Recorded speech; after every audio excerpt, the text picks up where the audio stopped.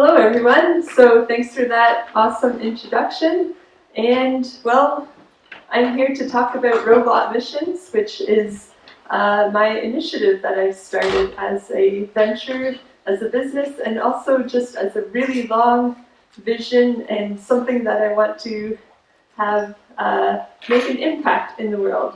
So without further ado, let's get started by skipping the video.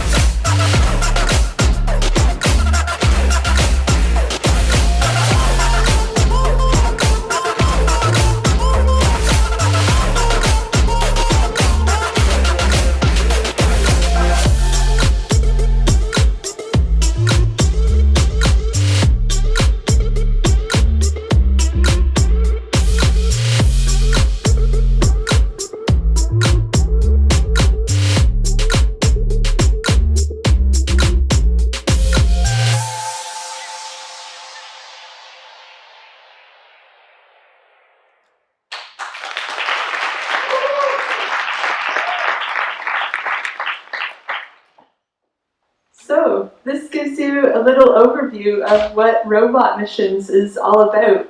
And if you couldn't tell from the video, one of our key elements is, of course, having fun. So, when I'm thinking about building robots and I'm actually building them and engaging with the community, that's when I'm totally in the zone. So, if you haven't really seen me as animated, that's probably why, because I'm not building robots. So robot missions is all about applying robotics to environmental challenges as a community initiative. So both parts are of equal importance, both tackling the environmental challenge and also engaging people locally. So let's talk a little bit about how it began. It began because I was walking on a beach and I saw garbage. But of course it wasn't the type of garbage where you could just easily pick it up. It was all of this tiny little garbage. So the circular bits are about the size of 3 millimeters. If I wanted to pick this up by hand, it would have taken way too long to do so. And so it just made me start thinking about what are ways that we could be able to address this challenge. I observed this actually in Ontario, Canada, and just knowing that it's likely in other places in the world that this challenge is more prevalent, it made me really nervous about our state of the environment, even locally. So this is what keeps me up at night, because by 2050, it's predicted that there will be more plastic than fish in the world's oceans. This has tremendous impact because, of course, plastic can lead to bioaccumulation. We can end up ingesting it as well. So we really need to start thinking of better ways of approaching this, and that's what made me think, why not try to use a robot? It could be a possible solution to it. So just to take a step back a little bit, how I got started to build robots, because obviously this thought of let's just build a robot didn't really come from nowhere. I just started to get interested in robots and followed my curiosity to online tutorials. And from there I started making my own projects. Here you can see one of my first robots. It was a hockey-playing humanoid robot, a scale version. So that introduced me to some of the mechanical components of it, as well as the electronic components. I actually, before this robot, got started building robots using Lego, which some of you will have the privilege to build robots with as well. You'll probably notice, though, that it doesn't let you really get hands-on to the electronics, so that's why I started to venture into that route. I participated in maker fairs that lended me a platform to learn about how to speak about my projects, and mentors were so key to this every step along the way, and even now and hopefully into the future. It led to me launching my first startup, which was these robot educational birds, as well as a community initiative where people all around the world could join a Google Hangout and share their robots with each other. Through this journey, I learned all about electronic design, learned about how to collaborate with people all over the world in different time zones, and the crowdfunding campaign for my first venture was funded successfully, so learned all about manufacturing, producing things, and of course shipping them too. And once this adventure was sort of nearing the end, it allowed me to expand my mind into other crazy ideas too, such as fabricating circuit boards. So this will give you a look at it, and also it's a flexible circuit board made on a 3D printer, which is kind of interesting.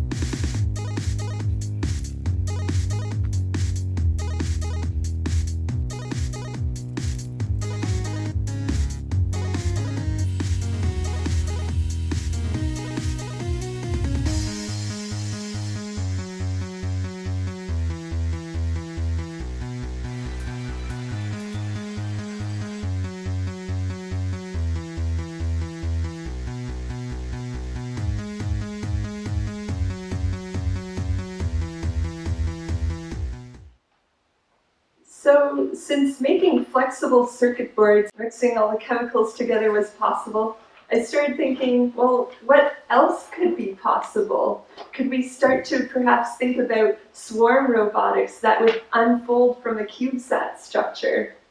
And so, yeah, I started to play around with that idea too. We're going to skip this next video, but feel free to join after dinner if you want to see it.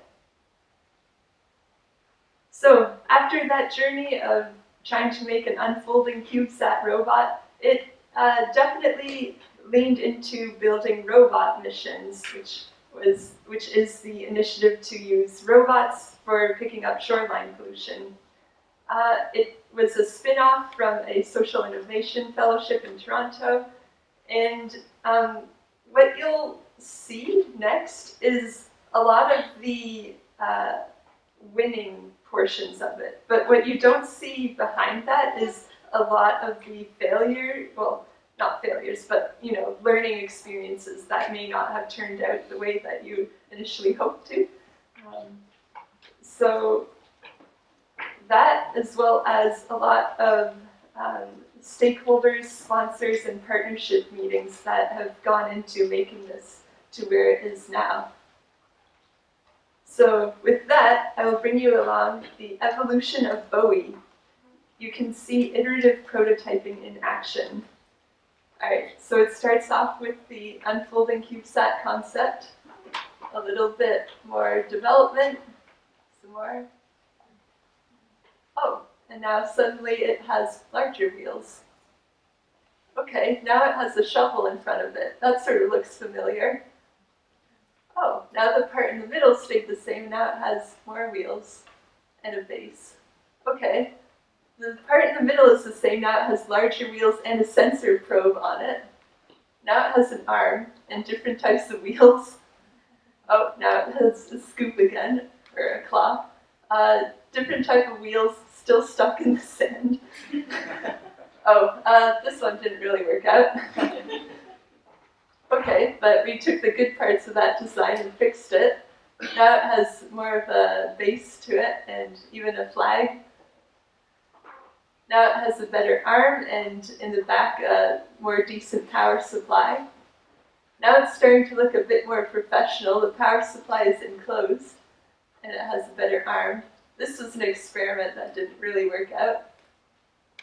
And that led to this sort of jump in between versions, which then led to this one, which was decorated by kids, but there were some actual improvements to it.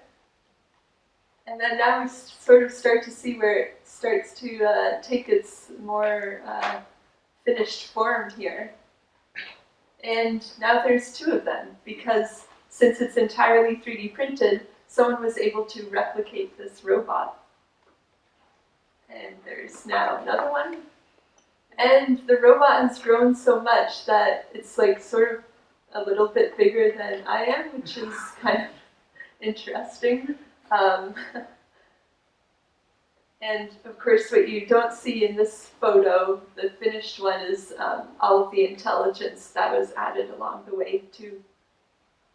That was a total of 23 iterations over the course of about 4 years or so. So all of the learning lessons that have gone into that has been really tremendous. This is what the Bowie family photo looks like now. 2 of them are absent and 3 of them are in progress. So you're probably wondering, how did the robot detect what is garbage and what is not garbage? So this sort of gives you an overview. It's a lot of systems tied together, and the image that you see here is what essentially the robot is seeing. So we trained a data set and then tied a bunch of systems together to be able to get it to perform the actions. This is one of the first integration tests. Let's see if I can leave fast forward. And we also sort of broke the servo, the slemming. So I added in a manual delay just so that we could manually move this. Okay, so The entire video shows the system sort of working except for the servo that blew up that morning.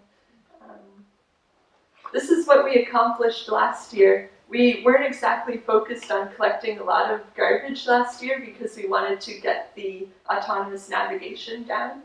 But you can see the robots did travel quite far a bit, and since we were on the beach every day during the summer, it added up to a lot of runtime of the robots. So where does this lead to next? This is an interesting thing that I made just before coming here.